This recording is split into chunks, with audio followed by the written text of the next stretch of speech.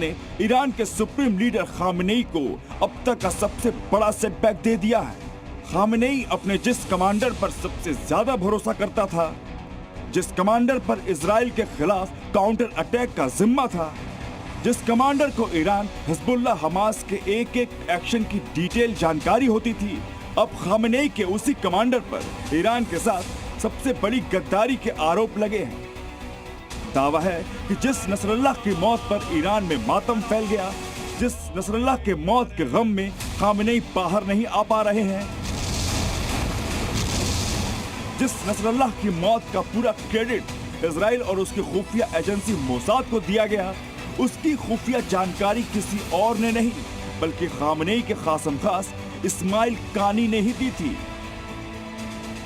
कई media reports में दावा है कि इस्माइल कानी मोसाद के लिए काम करने लगा था और नसरल्लाह के लोकेशन की जानकारी मोसाद को इस्माइल कानी की तरफ से लगातार अपडेट की जा रही थी।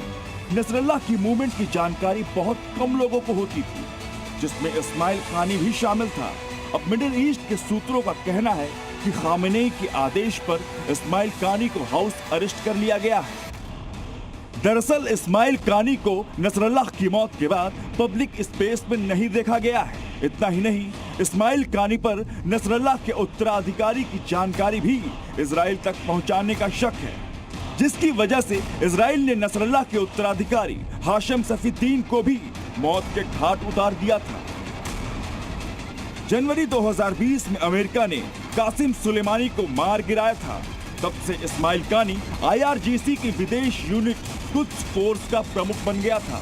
ईरानी कमांडर की ओर से इजराइल को जानकारी देने का शक तब और बढ़ गया जब हसन नसरल्लाह के उत्तराधिकारी हाशिम सफीद्दीन को 4 अक्टूबर को इजराइल ने एक बंकर से मिसाइल में मार डाला था।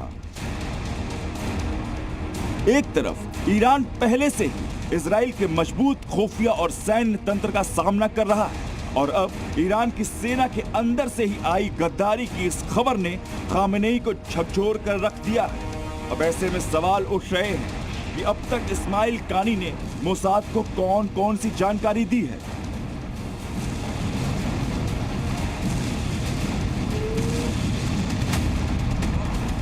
दरअसल 1 अक्टूबर को